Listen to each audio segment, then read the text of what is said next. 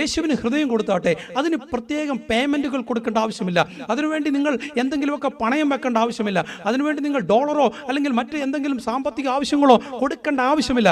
Absolutely free ആണ്. സൗജന്യമായി യേശു ക്രിസ്തുവിലുള്ള രക്ഷ. ഇത്ര വലിയ രക്ഷയെ ഗണ്യമാക്കാതെ പോകരുതേ സ്നേഹിത. ആ യേശു ക്രിസ്തുവിൻ്റെ രക്ഷ, യേശു ക്രിസ്തുവിലുള്ള സാൽവേഷൻ ഹൃദയത്തിലേക്ക് വരട്ടെ, ജീവിതത്തിലേക്ക് വരട്ടെ. അതിനൊരു കാര്യം മാത്രം ചെയ്താൽ മതി. ഒന്ന് സമ്മതിച്ചേ.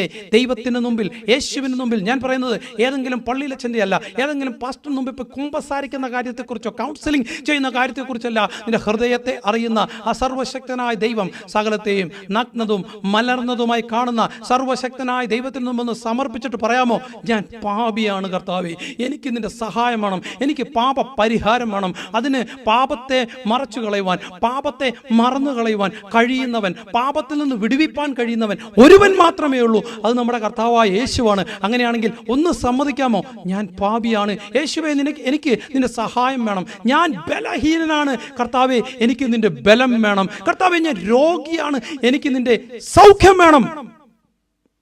ദൈവസന്നിധിയിൽ സമ്മതിച്ച് യേശുവിന് ഹൃദയം കൊടുത്താട്ടെ. അതിന് പ്രത്യേകം പേയ്മെന്റുകൾ കൊടുക്കേണ്ട ആവശ്യമില്ല.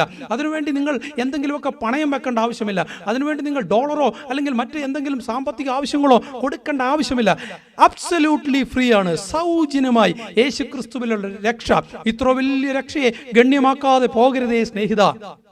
ആ യേശു ക്രിസ്തുവിൻ്റെ രക്ഷ, യേശു ക്രിസ്തുവിലുള്ള സാൽവേഷൻ ഹൃദയത്തിലേക്ക് വരട്ടെ, ജീവിതത്തിലേക്ക് വരട്ടെ. അതിനൊരു കാര്യം മാത്രം ചെയ്താൽ മതി. ഒന്ന് സമ്മതിച്ചേ.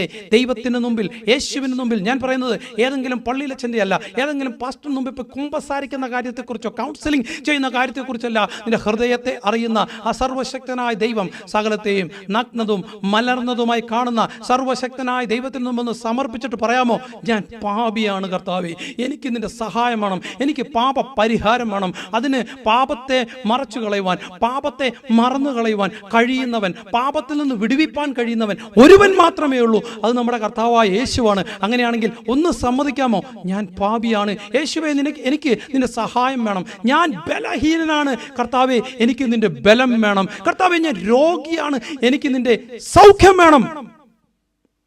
ദൈവസന്നിധിയിൽ സമ്മതിച്ചേ.